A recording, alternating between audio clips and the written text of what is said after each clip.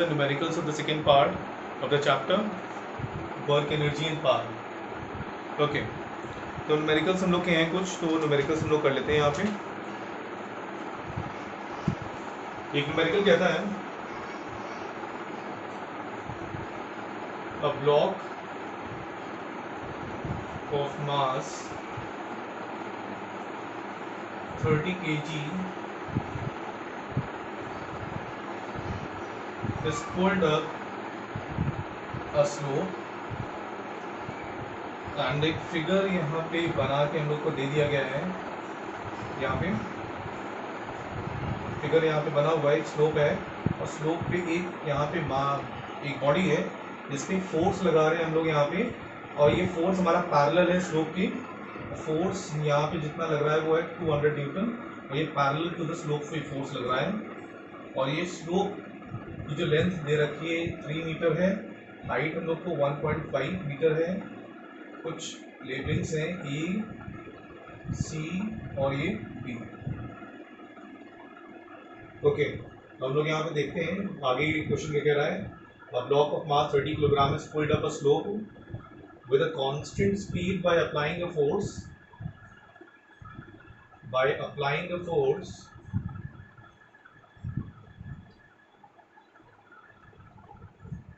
Force यहाँ पे लगा रहे हैं of 200 Newton parallel to the slope from the initial position A to the initial position B, यानी कि A से लेकर B तक हम लोग फोर्स लगाते जा रहे हैं. इस ब्लॉक को ऊपर ले जाएंगे, A से B ले जाएंगे ऊपर. सर पहला पार्ट हम लोग को क्वेश्चन कहता है calculate the work done by the force in moving block from A to B. यहाँ पे क्वेश्चन कहता है the work done by the force in moving the block from A to B. अब यहाँ पे हम लोग को work done by the force निकालना है. वर्क डन तो हम लोग को इजी मालूम है, इजीली फॉर्मूला क्या होता है. तो वर्क डन का फॉर्मूला यहाँ पे क्या होता है, work done is equal to force multiplied by displacement. अब यहाँ पे कोई एंगल भी नहीं है क्योंकि यहाँ पे फोर्स का जो डायरेक्शन है वही हमारा डायरेक्शन डिस्प्लेसमेंट का भी है. तो फोर्स का डायरेक्शन और डिस्प्लेसमेंट का डायरेक्शन सेम है, यानी कि यही फॉर्मूला लगेगा. थीटा यहाँ पे 0 है. अब थीटा क्यों 0, क्योंकि दोनों का डायरेक्शन यहाँ पे सेम है. फोर्स भी ऐसे लग रहा है और डायरेक्शन भी हमारा यहाँ पे डिस्प्लेसमेंट का सेम है. अब यहाँ पे फोर्स कितना लग रहा है, 200 न्यूटन लग रहा है. डिस्प्लेसमेंट यहाँ पे 3 है, तो वर्क डन यहाँ पे बेटा कितना आ जाएगा, 600 जूल्स. अब यहाँ पे पार्ट 1 हो गया. पार्ट 2 देखते हैं चैप्टर का क्या है. इस क्वेश्चन का sorry, the potential energy gained by the block. Potential energy gained by the block. Potential energy जो ब्लॉक ये गेन करेगा, पोटेंशियल एनर्जी का हमारा जो फॉर्मूला होता है क्या होता है, mgh. मास यहाँ पे हम लोग को मालूम है 30 है. g हम लोग को कितना दे रखा है, g की जो वैल्यू दे रखी है वो है 10 metre per second square. Acceleration into gravity की जो वैल्यू है 10 मीटर पर सेकेंड स्क्वायर है, तो g लेंगे यहाँ पे 10 लिख देंगे. हाइट यहाँ पे कितनी है, 1.5 है, तो ये हमारा 15 हो गया, यानी कि 450 जूल्स हमारा आ गया. अब यहाँ पे हम लोग देखेंगे, यहाँ पे डिफरेंस आ रहा है, दोनों ही आंसर्स में डिफरेंस है. पहले पार्ट में हम लोग देख रहे हैं कि 600 जूल वर्क डन करना पड़ रहा है जब हम लोग इसके जरिए ले जा रहे हैं, स्लोप के जरिए. और अगर हम लोग डायरेक्टली इस ब्लॉक को यहाँ से यहाँ अगर ले जाएंगे लिफ्ट करा करके, तो 450 जूल्स, यानी कि हमारा जो पोटेंशियल एनर्जी जो ब्लॉक के अंदर स्टोर होगा 450 जूल है.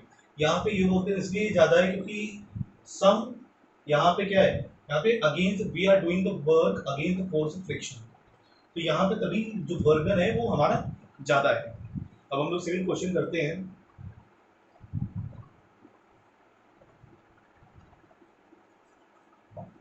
सेकंड क्वेश्चन जो कहता है वो हमारा how fast a man weighing, बता रहा हूँ जस्ट.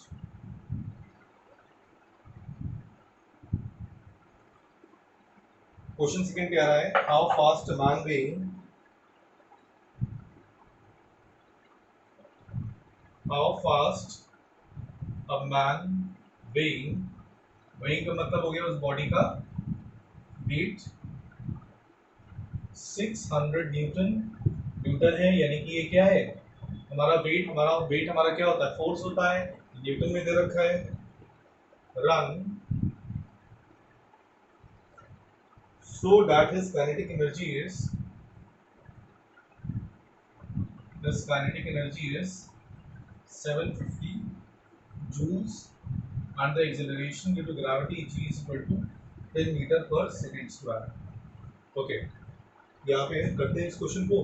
क्वेश्चन कहता है हाउ फास्ट का मतलब हम लोग को क्या निकालना है, यहाँ पे वेलोसिटी निकालनी है, बॉडी की वेलोसिटी निकालनी है। अब ये हम लोग को दे रखा है, काइनेटिक एनर्जी दे रखी है और फोर्स दे रखा है। काइनेटिक एनर्जी यहाँ पे है 750 जूल्स हमारी है। ओके, चलो करते हैं। सबसे पहले काइनेटिक एनर्जी ये है, और काइनेटिक एनर्जी के फॉर्मूले में भी आता है, यानी कि बी हम लोग को निकालना है। काइनेटिक एनर्जी का फॉर्मूला लगाते हैं half m v square. Kinetic energy की वैल्यू कितनी है 750 इक्वल टू 1/2 एम की वैल्यू हम लोग को निकालनी पड़ेगी।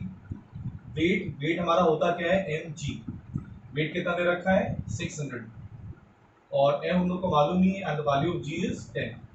तो कितना आ गया मास हमारा मैन का, यहाँ पे 60 किलोग्राम है। यहाँ पे हम लोग 60 लिख देंगे एम की जगह, यहाँ पे बी स्क्वायर,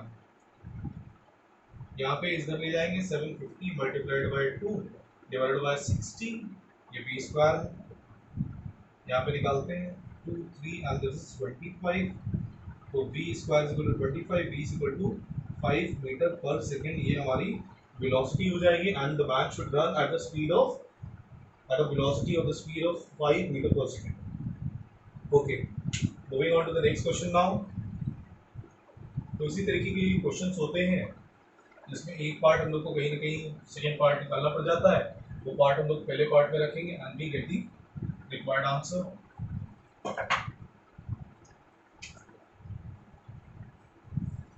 तो इसके बाद में नेक्स्ट क्वेश्चन करते हैं।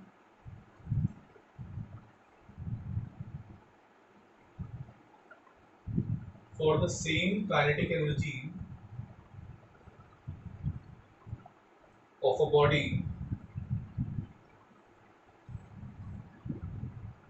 for the same kinetic energy of the body, what should be the change in its velocity? What should be the change in its velocity if its mass is increased 4 times? If its mass is increased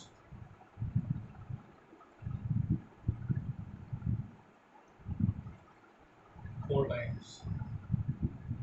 okay, question करते हैं हम लोग यहाँ पे।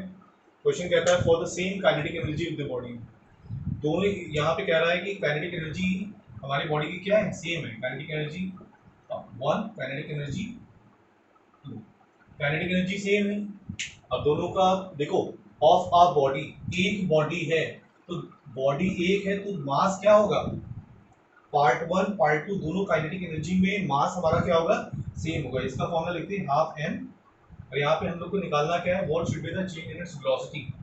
यहाँ पे v1 square, यहाँ पे v1 स्क्वायर या va लिख लो, अगर प्रॉब्लम आ रही है 1 2 से a भी लिख लो यहाँ पे, और यहाँ पे half m v b square. यहाँ पे मास सेम होगा क्योंकि बॉडी एक ही है, मास कैंसिल हो गया यहाँ पे, और मास नहीं what should be the change in its velocity if its mass is increase. अच्छा, मास हम लोग यहाँ पे इंक्रीज करा रहे हैं, इस क्वेश्चन में है कि मास इज इंक्रीज 4 टाइम्स, हम उसी बॉडी का मास इंक्रीज करा रहे हैं, उसी बॉडी का मास यहाँ पे इंक्रीज करा रहे हैं।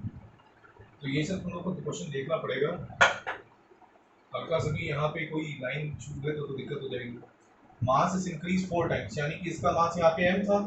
अब जो नेक्स्ट हमारा यहाँ पे जो काइनेटिक एनर्जी भी है, इसका मास हमने क्या कर दिया है 4 टाइम्स इंक्रीज कर दिया है, यानी कि यहाँ पे मास m है, यहाँ पे मास क्या होगा 4m हो जाएगा, यहाँ पे मास 4m हो जाएगा। यहाँ पे मास हम 4 गुना यहाँ पे बढ़ा रहे हैं, 4 times the mass is increase, और यहाँ पे जो चेंज होगा वेलोसिटी में वो अभी हम लोग को यहाँ पे मालूम नहीं है, वो हम लोग यहाँ पे निकालेंगे। हाफ ऑफ कैंसिल होगा, एम एम भी कैंसिल हो जाएगा, यहाँ पे b a square is equal to 4, यहाँ पे बी बी स्क्वायर। अब यहाँ पे हम लोग निकालते हैं b b square, b a square है तो b b square by b a square, इसको इसके नीचे ले जाएं तो आ जाएगा 1/4, और यहाँ पे b b is equal to 1/2, हम लोग स्क्वायर रूट उधर ले लेंगे, उधर जब स्क्वायर रूट ले लेंगे तो 1/2 टाइम्स ऑफ बी ए, यानी कि half of the velocity of A.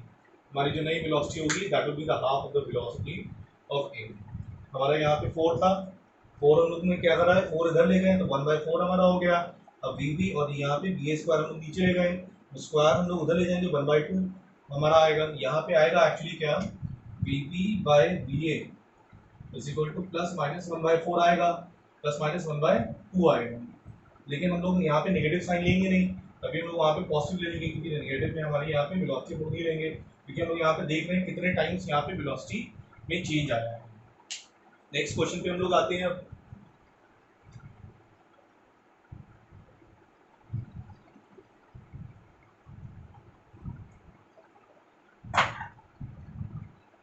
Okay, next question.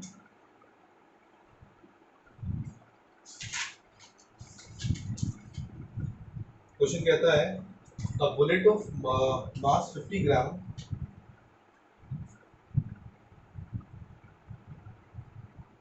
a bullet of mass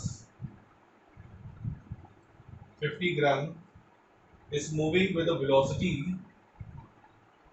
is moving with a velocity of 500 meter per second, of 500 meter per second. It penetrates 10 centimeter into a still target. It penetrates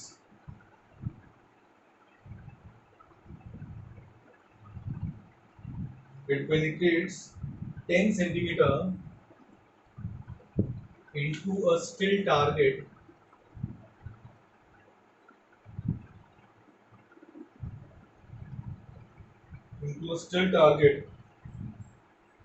and comes to rest. And comes to rest.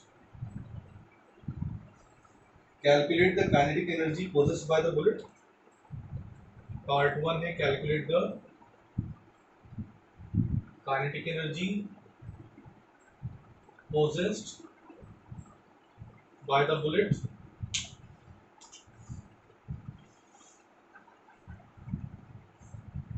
पहला part हमारा कहता है kinetic energy possessed by the bullet, तुम लोग को ये निकालना है। अब देखो यहाँ पे क्या है कि बुलेट है, बुलेट हमारी है यहाँ पे, जिसका मास हम लोग को यहाँ पे दे रखा है 50 ग्राम, और इस मूविंग विद द वेलोसिटी, जो इसकी इनिशियल वेलोसिटी है बुलेट की 500 मीटर पर सेकेंड। वो इट पेनिट्रेट्स, यहाँ पे आगे बढ़ती है, तो यहाँ पे ब्लॉक यहाँ पे रखा हुआ है, इस ब्लॉक में वो पेनिट्रेट कर जाएगी। और कितना पेनिट्रेट कर पाती है, it penetrates this much, that is 10 centimetre. It penetrates 10 centimetre into a still target, target हमारा स्टिल है, रेस्ट पे है, एंड कम्स टू रेस्ट। और इसके बाद में फाइनल वेलोसिटी हमारी यहाँ पे बुलेट की 0 हो जाती है 10 सेंटीमीटर के बाद में, और डिस्टेंस कितना मूव करती है 10 centimetre.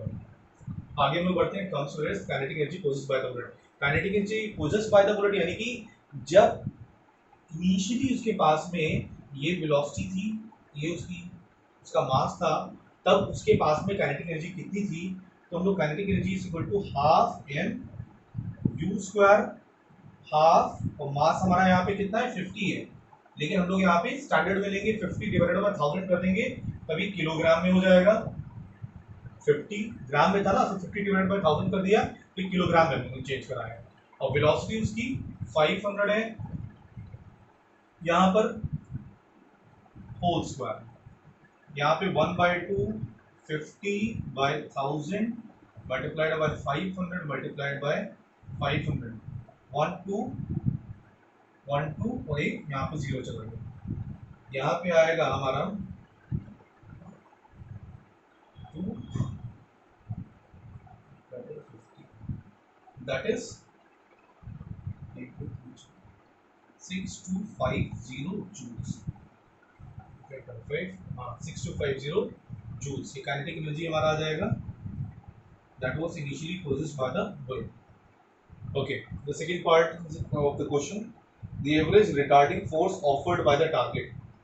Average retarding force offered by the target. यहाँ पे लिख देता हूँ मैं question, average retarding force offered by the target. यहाँ पे टारगेट कौन था, ये जो पिस्टन बॉडी रेस्ट पे है, अभी कितना रिटार्डिंग फोर्स लगाएगा, कितना रिटार्डिंग फोर्स लगाएगा, जो भी इसको वर्क डन करना पड़ेगा इस बुलेट को रोकने में, इस टारगेट को क्या करना पड़ेगा, वर्क डन करना पड़ेगा।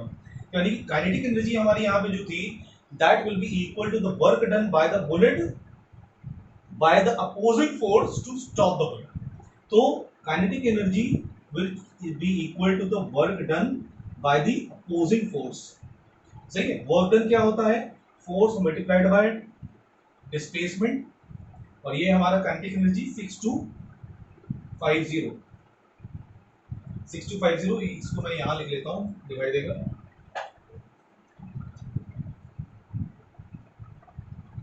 यहाँ पे क्या आया, kinetic energy is equal to work done by the opposing force.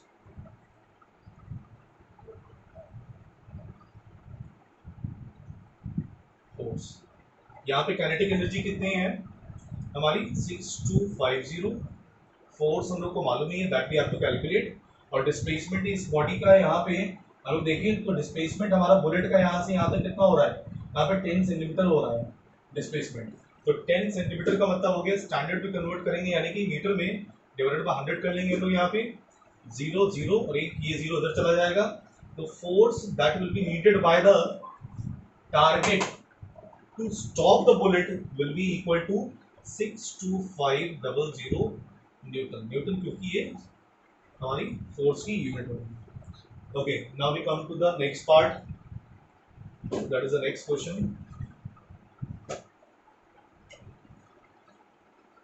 एक नेक्स्ट क्वेश्चन पे आते हैं हम लोग, इसके बाद में अपने आप ही क्वेश्चन प्रैक्टिस करना, और जिस भी क्वेश्चन में प्रॉब्लम लगे तो मुझे कॉल या व्हाट्सएप के थ्रू बता देना, and I will help you out. Next question है,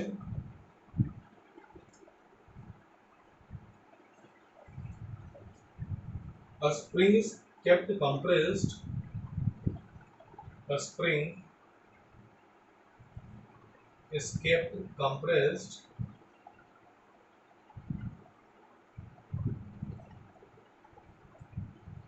by a small trolley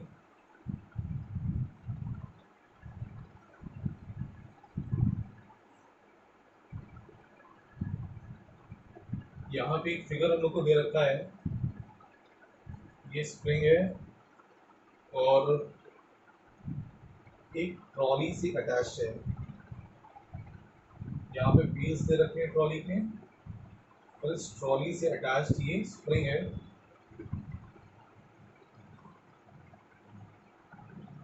ये वेलोसिटी है। Okay, a spring is kept compressed by a small trolley of mass, ये ट्रॉली का मास हम लोग को दे रखा है 0.5 kilogram, lying on a smooth horizontal plane, lying on a smooth horizontal plane,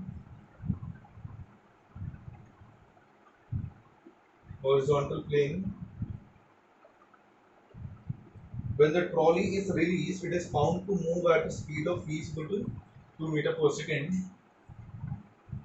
पहले हम लोग इसको कंप्रेस कर रहे हैं, उसके बाद में पहले हम लोगों ने इसको ट्रॉली को कंप्रेस करा, बाद में हम लोगों ने ट्रॉली को छोड़ दिया। जब ट्रॉली को हम लोग रिलीज करेंगे तो it moves with the velocity of 2 metre per second. When the trolley is released, it moves with a velocity of 2 meter per second, what potential energy did the spring possess when compressed? What potential energy did the spring possess when compressed? Okay, अगर मैं बात करूं यहाँ पे, तो यहाँ पे देखते हैं ट्रॉली है। ट्रॉली यहाँ पे है, ट्रॉली का मास हम लोग को दे रखा है 0.5 किलोग्राम। ट्रॉली को हम लोगों ने करा क्या है, ट्रॉली को पहले यहाँ पे स्प्रिंग को हम लोगों ने कंप्रेस करा, और स्प्रिंग को जब कंप्रेस कर दिया, ट्रॉली को जब खींचा, स्प्रिंग कंप्रेस हो गई, तो साथ में ट्रॉली को हम लोगों ने रिलीज कर दिया। रिलीज कर दिया तो ऑटोमेटिकली वो उसके अंदर एक वेलोसिटी एक्वायर हो जाएगी 2 मीटर पर सेकेंड की। अब जब हम लोगों ने स्प्रिंग को कंप्रेस करा है, तो स्प्रिंग, मैंने बताया था तुम लोगों को स्टार्टिंग में पोटेंशियल एनर्जी दो तरह की होती है, एक तो होता है ग्रेविटेशनल पोटेंशियल एनर्जी और एक होती है इलास्टिक पोटेंशियल एनर्जी। अब इलास्टिक पोटेंशियल एनर्जी इसके अंदर स्टोर हो जाएगी जब ट्रॉली को हम लोग यहाँ पे कंप्रेस करेंगे, तो वो इलास्टिक पोटेंशियल एनर्जी बाद में किसमें चेंज जाएगी हमारी, जैसे ही उस ट्रॉली को रिलीज करेंगे, वो इलास्टिक पोटेंशियल एनर्जी जो ट्रॉली की होगी यहाँ पे, elastic potential energy will change into the kinetic energy, and that will help the trolley to move, and that elastic potential energy will change to the kinetic energy of the trolley and will help the trolley to move। तो यही हम लोग यहाँ पे concept यहाँ पे लगाएंगे, तो इलास्टिक जो हमारी पोटेंशियल एनर्जी है that will be equal to the kinetic energy। तो यहाँ पे पोटेंशियल एनर्जी किसके बराबर हो जाएगा बेटा, हाफ mv²। यहाँ पे half mass of the trolley यहाँ पे कितना दे रखा है 0.5 kilogram multiplied by the velocity that the trolley acquired, that is 2 meter per second square, that is 2 multiplied by 2 क्योंकि स्क्वायर है, 2 कैंसिल हो गया। अब यहाँ पे कितना आ जाएगा हमारा 1 joule will be the potential energy